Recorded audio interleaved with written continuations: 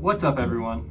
It's October, and you know what that means. Spooky season is finally upon us. And today's video is going to be very spooky indeed, so everyone get your Necronomicons ready, because today we will be raising the dead. And by raising the dead, I mean I'm finally finishing a video I started like 2 years ago. So, what kind of ghoulish goodies do I have planned? Well, in this video, we will be eating a literal, actual, real-life spider shaped cheese ball.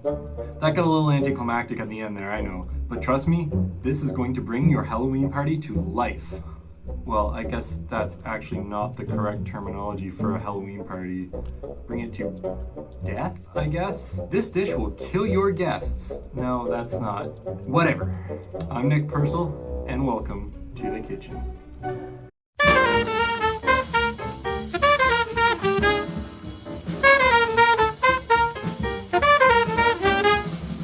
This is Boris Karloff.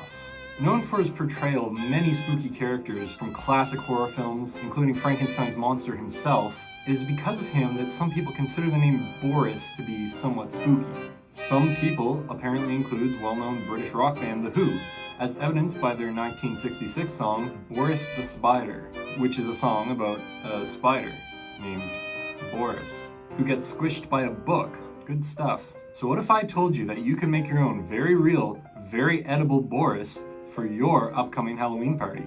Or Walpurgis night, or really any time of the year, you weirdo. And what if I told you that all you need to accomplish this is cheese, and chicken, and green onion, and some other stuff, but we'll get to that. Yeah, so what we're actually making here is a chicken cheese ball.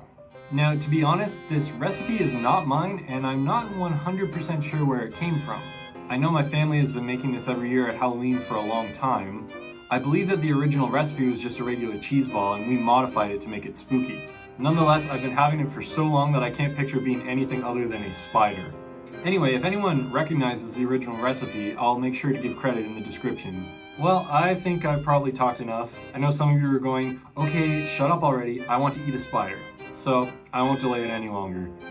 Let's get to the recipe, you sick people. Before we begin, as I always say, make sure you wash your hands before preparing food, especially with this recipe since you will be using them a lot. Alright, let's make a spider.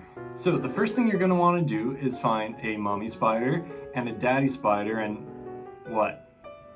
Okay, no. The actual first thing you're going to want to do is grate some cheese, like I'm doing in this 2-year-old video. 3 cups of cheddar cheese, no more, no less. Then plop it into a big bowl.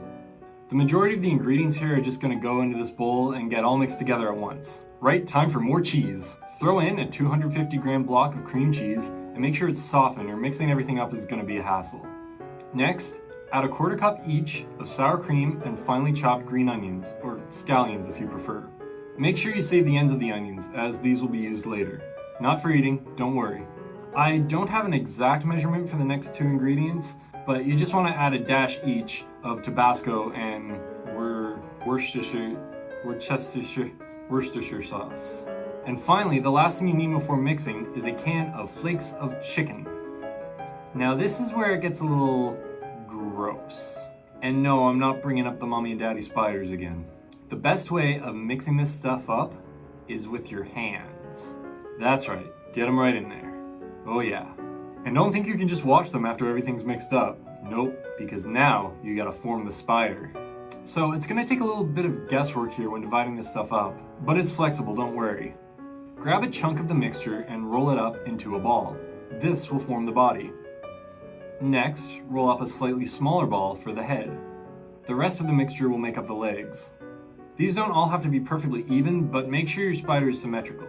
I mean, you don't have to, but it'll look better. And I'm sure you already know this, but you'll need 8 legs. Assemble the spider on a large plate. We're almost done, but this thing is looking a bit too cheesy and not very spidery. So how are we gonna fix this? Poppyseeds. Sprinkle poppy seeds over the whole thing until it looks right to you. Again, I don't have a real measurement, but I trust your judgment. Hey, remember these things? Use the green onion ends to make fangs. This is supposed to be a scary spider after all. And for eyes, use whatever you have lying around, honestly.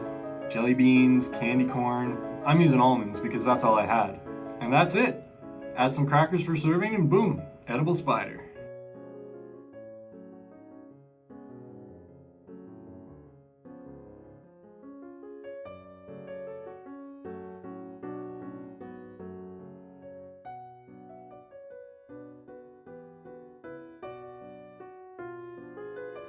So that's that. Hopefully now you have some inspiration for your next Halloween party. If you made this yourself, please let me know in the comments what you thought, and if you have any suggestions. Also let me know if you have any ideas for more recipes. I'm always curious to hear. But I think that pretty much wraps it up, so if you enjoyed the video, please consider liking and subscribing. I would really appreciate it. Well, until next time, happy spooky season everyone.